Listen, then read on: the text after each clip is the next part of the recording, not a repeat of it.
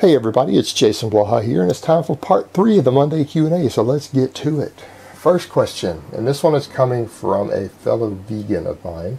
Jason, how low can you safely drop dietary fat while bulking without negative hormonal health effects? Also, will a relatively low dietary fat intake while bulking help minimize the amount of body fat incurred on the bulk, since carbohydrate conversion to adipose is much lower? Thanks so much.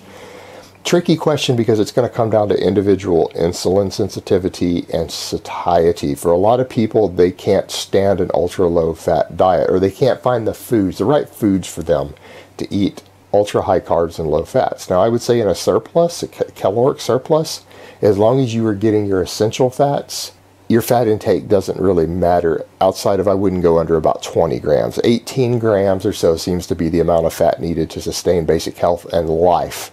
And an adult male, you go under that, you're having problems. But outside of that, that's what you need just to absorb your fat-soluble vitamins. Outside of that, your essential fats are what matters, which means your EPA, DHA, or you could use LAA, because people who are eating a low fat from omega-6 and who aren't necessarily consuming EPA and DHA can convert ALA at a much, much higher rate, particularly vegans, vegetarians. This has been noted in studies.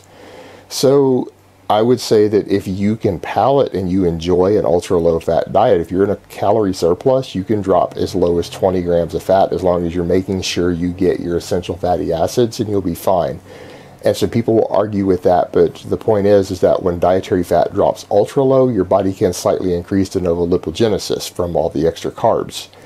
Now, that doesn't mean it's doing it to store body fat. It's that it means when it can increase it 3 to 5 fold, and some people have been found in studies, but when you consider that for most people, normal de novo lipogenesis is no more than 3 to 5 grams can be produced per day, even with carb overfeeding. Even increasing that 3 to 5 fold means you're going up to like maybe 20, 25 grams of fat being produced. Well, you're getting that because if you're on 20 grams and your body through the ultra low fat diet ups it, you're really taking in 40 to 45 grams of fat a day, because your body is producing more, and it's producing it because it needs it for hormones. It needs the extra cholesterol and fatty acids for certain cell membrane functions to produce hormones and stuff. So your body will make the fat it needs itself as long as EFA intake is sufficient. Your body will not make those essential fats. So as long as you're getting those, and you might need to supplement to do that, you might not. I would recommend a little bit of ground flaxseed if you're going to do this, because I know this person's a vegan. To get your fat, you'll be fine. You don't need to worry about fat intake in a surplus. It's only when you start getting into calorie deficits and EFAs start getting really low that low-fat diets really start to become a hormonal issue for people. And they can be. They legitimately can be. But on higher calories, it's not an issue as long as your essential fatty acids are being taken in. I wouldn't worry about it. Other than some people just aren't comfortable with that. Some people simply cannot palate that type of diet. They don't find it enjoyable, which can be a problem for a lot of people. All right, next question. You mentioned before that bench press is highly correlated to body weight. I have found that whenever I lose 5 pounds from the start of my cut, my bench either begins to stall or even regress. To counteract this, should I cut volume or intensity and build back up? Thanks. Do not cut intensity. If you're concerned about maintaining strength on your bench press and you notice it stalls or regresses on a cut, the last thing you want to do is reduce weight on the bar. Reduce volume, because you're cutting, you're unlikely to be building much, if any, muscle mass anyways. You need to maintain strength, maintain intensity. So if you're working with 275 pounds or 120 kilos on your work sets, don't drop that. If you need to drop sets, or if you need to even drop a rep or two out, do that preferably before you drop weight on the bar. You only drop weight on the bar as an absolute last resort on something like a bench press and you're cutting, or you're going to lose bench press strength.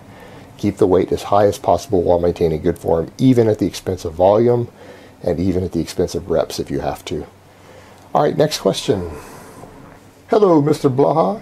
Doing your novice program and making all kinds of gains. What type of gains? All kinds of gains.